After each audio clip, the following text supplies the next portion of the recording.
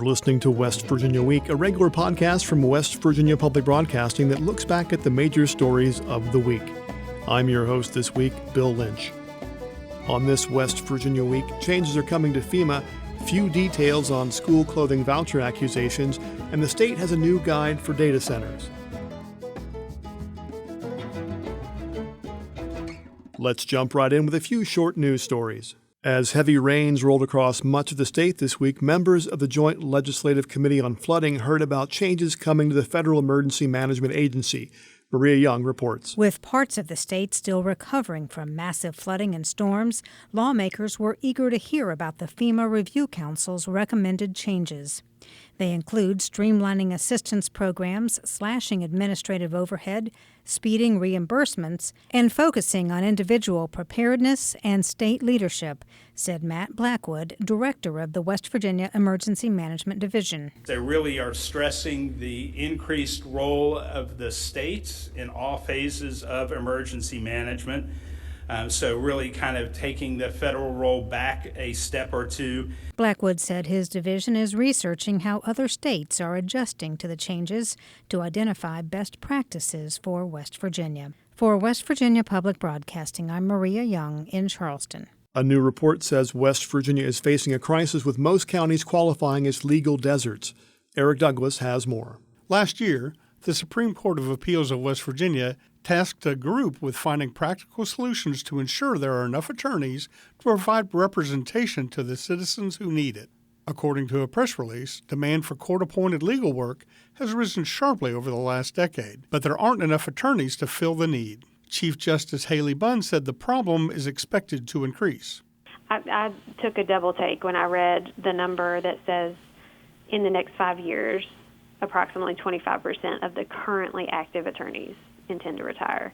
So I think anything we can do to encourage young lawyers to stay here and practice here, we should try to do. Visit our website at wvpublic.org for more information on the report. For West Virginia Public Broadcasting, this is Eric Douglas in Charleston. It's still not clear how many needy children receive back-to-school clothes or if any of the funds were instead used for beer and cigarettes. Following a hearing on the state's school clothing voucher program, Maria Young reports. Once the state's $200 school clothing allowance is loaded onto an EBT card, those funds can be used to access cash through ATMs, said the state's new Department of Human Services Secretary Carl Ayers. So as you look at how those benefits are spent, once they are pulled into cash, I have no way to account for how the benefit was spent. I can't tell you, was it spent on this, was it spent on anything else? Ayers told members of the Legislative Oversight Commission on Health and Human Resources Accountability that the voucher funds, $200 per student, are loaded along with other cash benefits for needy families. 37% of the funds were spent at retailers like Walmart and Target. Just over 35% were withdrawn at banks. Other funds were used at convenience stores, clothing retailers, or grocery stores. And then there was a little bit under 1% that I would classify as being in the alcohol, tobacco, cannabis stores. But even those funds were taken out through ATMs, not through direct sales. Senator Eric Tarr, a Republican from Putnam County, expressed frustration that recipients were using the EBT cards as they have been directed to do. What I take offense with is that you have a card that can be used for everything else you're saying that's given as evidence that, hey, we're seeing signs of abuse here. It bugs me a lot because you got people typically in these situations who want out of it in the first place. And I know that because I've lived it. Ayers told the committee there are already discussions underway in his office about what changes to the voucher program might be needed. For West Virginia Public Broadcasting, I'm Maria Young in Charleston. A coal company owned by U.S. Senator Jim Justice has appealed an order by Eastern Kentucky federal court to pay millions of dollars in a years-long lawsuit. Curtis Tate has more. Last month, a U.S. District Court ordered Kentucky Fuel to pay more than $18 million in a case first filed in 2012. That's when New London Tobacco Market and 5 Mile Energy sued Kentucky Fuel, seeking to recover mine royalties and retainer fees.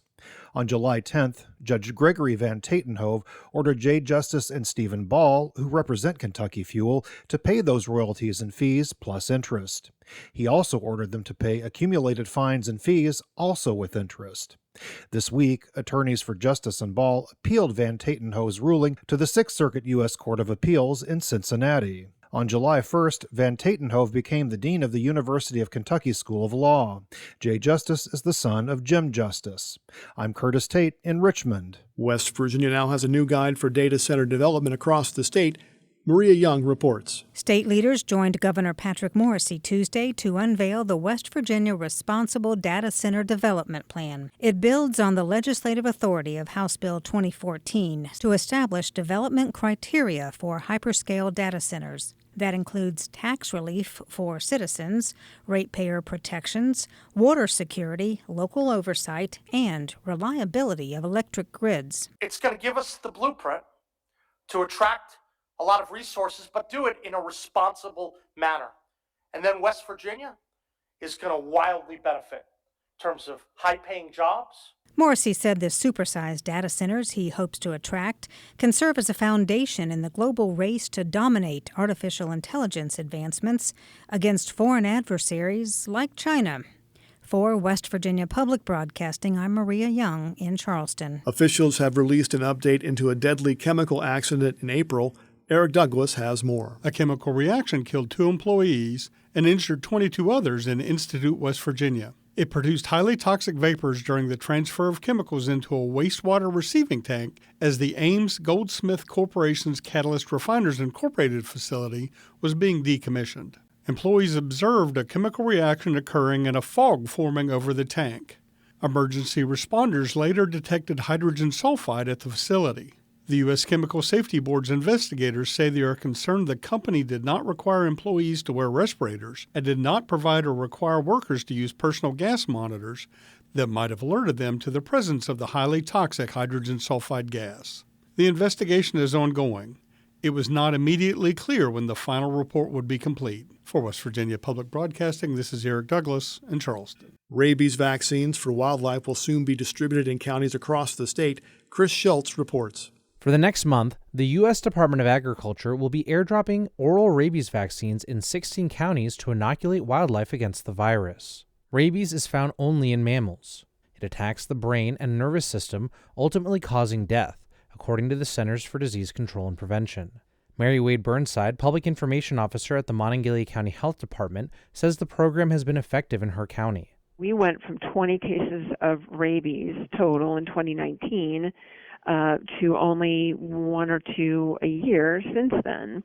And this year, 2026, we've had no cases of rabies. According to state code, pets including dogs, cats, and ferrets must be up to date on rabies vaccines. For West Virginia Public Broadcasting, I'm Chris Schulz in Morgantown. You're listening to West Virginia Week, and now some of our top feature stories from the past week. As lawmakers and educational leaders take a hard look at school finances, administrative staff that work outside the classroom have come under increased scrutiny. But Uriah Cummings, School Finance Operations Officer for the West Virginia Department of Education, says administrators manage an increasingly complicated educational landscape. He spoke to reporter Chris Schulz about their necessary role in schools. What are the administrative requirements to have a functioning school district? Whether you're an 800 student district or a 20-some thousand student school district, you at a minimum have to have a superintendent as well as a treasurer, CSBO. Those are interchangeable terms in the state of West Virginia. So those are 2 central office administrators that every single school district is required to have in state code. There's also an attendance director in which the county schools are required in state code to have at least a half-time attendance director. I've been told by our child nutrition folks here that there is a requirement that there be a level of service hours set forth by an administrator to deal directly with child nutrition within the school district. Those would be the required positions that exist. Beyond that, I feel like anybody can say it's necessary to at least have some sort of governance over the transportation of students, which is a key aspect of the school district, the maintenance of facilities and making sure those facilities are safe for students to be able to learn and be engaged in. And then the instructional aspects, and some of those become more robust the more students that you have. You have federal programs that have to be overseen, whether it be special education, title programs, and then just the general instruction of students. Those are all aspects and areas in which the largest of our school districts have specialized individuals who are experts in each of those fields. But again, in the smaller school districts, that's when the situation becomes you have an individual who may be the child nutrition director, may be a halftime attendance officer or attendance director, and may be overseeing transportation. The CSBO, that county treasurer position or district treasurer position, is that one of the ones that's required by state law but not factored into the school finance formula? So the school funding formula only provides funding for professional educators on the professional side of things. On the service personnel side of things, they provide funding for all service personnel positions to an extent, and it's all driven by enrollment. The positions, the ratios that exist on the professional side were not built to include non-professional educators within that formula. So the treasurer position is not funded. The child nutrition director is not funded. Transportation and maintenance director positions are not funded under the funding formula. And if a county wishes to employ those positions, again, treasurer position is mandated, but if they choose to employ full-time these other positions, which are an absolute necessity in operating in a school system, they're doing so out of local dollars. What amount of the average district's budget actually goes to these administrative costs compared to the entire budget? I started looking at these numbers as a request from the West Virginia legislature. Members of the legislature just make claims that county board central offices were too robust, that there was too much spending going on there. But in comparison to the total budget in 2025 across the state, the average total salaries and benefits for central office administrators was 2.47% of the overall total current expenditures. If you want to put broad numbers behind it, we're talking $4.1 billion of expenditures in 2025, and 101 million approximately of those were for central office administrator salaries and benefits.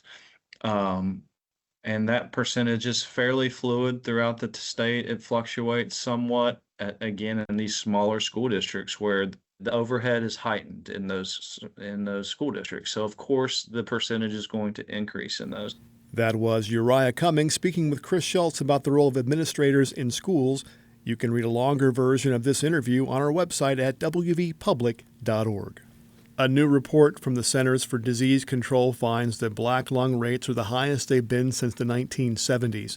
Justin Hicks and Howard Burkus reported on that for the Appalachian Mid-South Newsroom. Inside Appalachia's Mason Adams spoke with Hicks and Burkus to dig a little deeper. What does this black lung epidemic actually look like on the ground at clinics across coal country? It's horrific. Horrific. These are people who are struggling to breathe every day, who can't do the simplest things that you and I can do, who can't play with their grandkids for more than a few minutes, who can't walk up the driveway to take the garbage cans up, who have trouble sleeping at night, can't sleep lying down because that compresses their chest too much. They've got to sleep standing up. And minors are dying. Marcy Freeman, who runs some respiratory therapy clinics in Virginia and Kentucky, she has a stack of funeral programs from her clients who have died, hundreds of them. What's happening is that minors are dying, minors are continuing to be diagnosed with disease, and more minors are going to be diagnosed with disease. I'll say, too, one thing that Scott Laney, the lead researcher at NIOSH, the National Institute of Occupational Safety and Health, who produced this new research, he said for folks who live in Appalachia, this is no surprise, because you see it every single day when you go to the post office, when you go to the grocery store. You see these guys carrying around oxygen tanks. That's what it looks like. It looks like men who have done decades of work and who are experts in their field now carrying around oxygen tanks to survive after they've retired to the point where they can't really work anymore. Y'all have been reporting on this topic for a while. Howard, you've been reporting on this for years. I am still haunted by the sound of a miner breathing who had this acute version of black lung. So what are the options for miners with black lung today? What kind of quality of life are they looking at? And what's the expense of treating this condition? That miner you're talking about, Mackie Branham from Kentucky, he had one of those options, a double lung transplant. It's helped him breathe better, but he's having a really tough time. The only option for miners with severe disease is a lung transplant. Now, there have only been 135 or so lung transplants for coal miners with black lung disease since 1995. 2024 was the record year so far. There were 19. The chances of getting a lung transplant aren't that great for these miners. But the ones who do get them, they have a life expectancy with new lungs. The mean rate of life expectancy is 7 years, a little less than 7 years. So they do get, more life for sure, but it can be a very, very rough go. I met one miner in Virginia who had a double lung transplant, almost died on the operating table. His kidneys failed. He had to have a kidney transplant. He is very happy to be breathing, but it's been really rough. And one of the things that happens is these miners are struggling to breathe so hard, like the miner you mentioned who could barely speak a sentence without pausing for breath. That puts strain on the other organs of their body. So some of them become too sick to have a lung transplant, and some of them die from other organ failure before their lungs stop working. One pulmonologist we spoke to who's treated a lot of coal miners with disease, who's done a lot of research, basically says that they're facing suffocation while alive. There are no prospects out of this that look anything other than horrific. That was Howard Burkus and Justin Hicks speaking with Mason Adams about the rise of black lung. To hear the rest of that interview and more, listen to Inside Appalachia Sunday mornings at 7 and Sunday evenings at 6 on West Virginia Public Broadcasting. Residents across the region have packed public meetings in recent months to speak out against data centers. A recurring concern is how the developments could affect the cost of electricity. For the Appalachian Mid-South Newsroom, WEKU's Curtis Tate reports this comes as utility prices have already been on the rise. On a steamy summer evening, the Kentucky Public Service Commission meets at Hancock County High School about 20 miles east of Owensboro. They're here to discuss a data center project in the county seat of Hawesville. More than a dozen residents speak, none of them in support. For some, like Gary Elder of Lewisport, electricity bills were top of mind. Last month at the house was $440. Last year, during the heat, and I'm sure it will be that way probably my next bill, it was $569 was my highest electric bill last year. I'm retired. I can't afford a $1,011, $1,200 electric bill. Residents weren't only worried about their current finances. Christy Compton of Falls of the Rough says she's expecting her first grandchild in November. She tells the commissioners she wants future generations to be able to afford to live in the area. But you have to look at it in the long run and think, what are we going to do for our future? If you worry about your children and your grandchildren, think about that, please. Data center proposals have multiplied across Kentucky and the surrounding region in the past year. Rural Hancock County, with just under 10,000 people along the Ohio River, is one of the battlegrounds. In July, Maryland-based developer TerraWolf signed a 20-year contract with AI company Anthropic to convert a former aluminum smelter in Hawesville into the justified data campus. It would employ about 100 workers and generate millions of dollars in tax revenue to support local schools. But some at the meeting, like Jacob Hodge of Lewisport, aren't sold on the project. Emotions in here are high. None of us want this. We weren't even able to know it was happening before the land was sold. TerraWolf representatives attended the Hancock County meeting, but they did not speak. They declined to comment for this story. However, in a presentation to investors on August 5th, CEO Paul Prager explained why TerraWolf is scaling up its presence in Kentucky. The Commonwealth is increasingly attractive to prospective tenants because of its power infrastructure, business environment, and the constructive engagement we have seen from state, utility, and local stakeholders. The Kentucky PSC needs to approve or reject TerraWolf's contract with regional electric cooperative Big Rivers and local utility Kenergy for the Hawesville site. Big Rivers has signed President Donald Trump's ratepayer protection pledge, which aims to shield customers from the cost of building power plants and transmission lines to support data centers. Residential customers of Kenergy pay some of the highest monthly bills in Kentucky, according to Heat Map.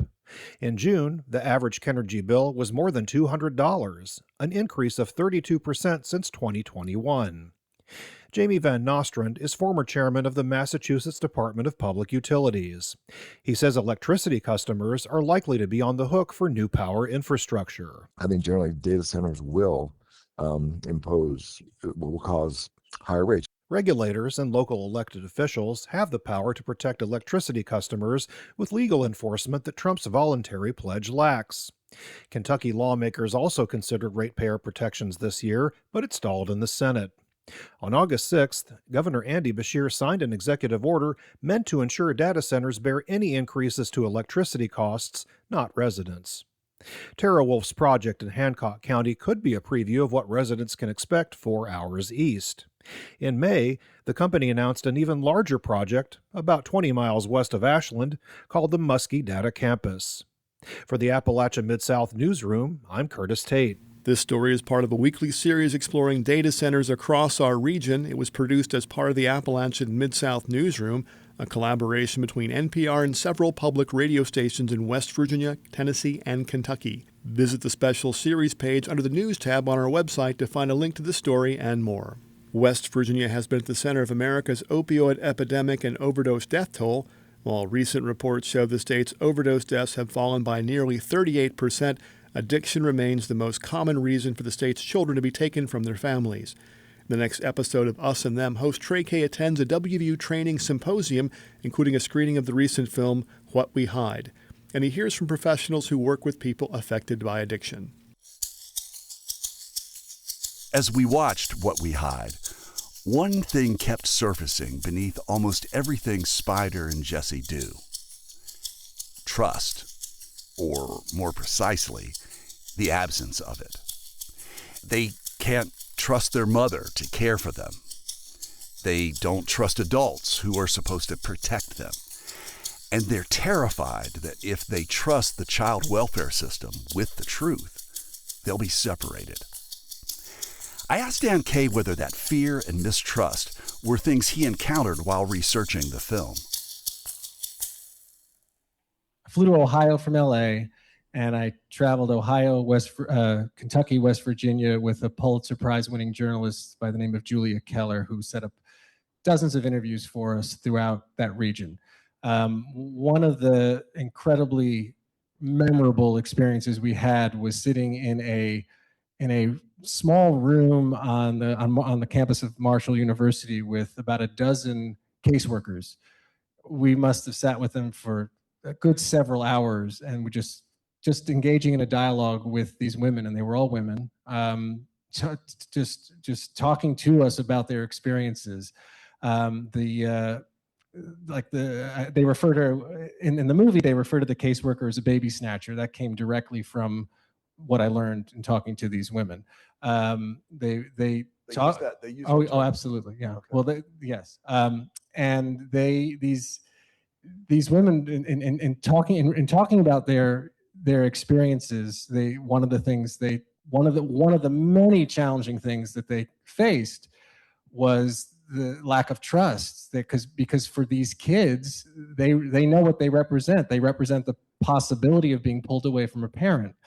These kids are often in these communities, as many of you may know, they have many other friends who are going through the same thing. So they see their parents getting taken away, they see their classmates getting taken away from their parents, or a parent dying and the kids going into the foster system and getting separated. These kids are pretty savvy. They understand that. So as a result, they they're very guarded when it comes to the relationship with the caseworker, because they don't want to be taken out of their homes.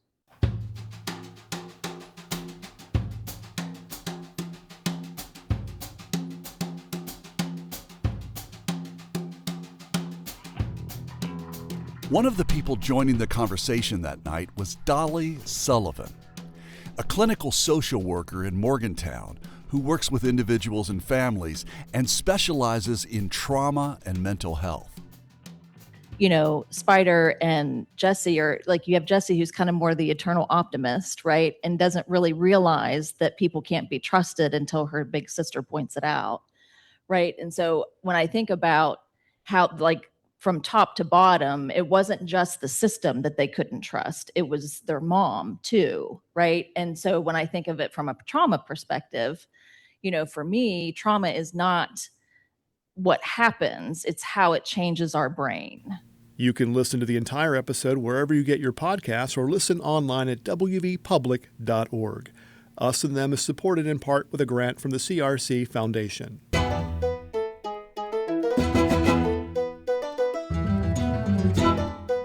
That's it for West Virginia Week. Thanks for joining us, and we'll see you back here next week.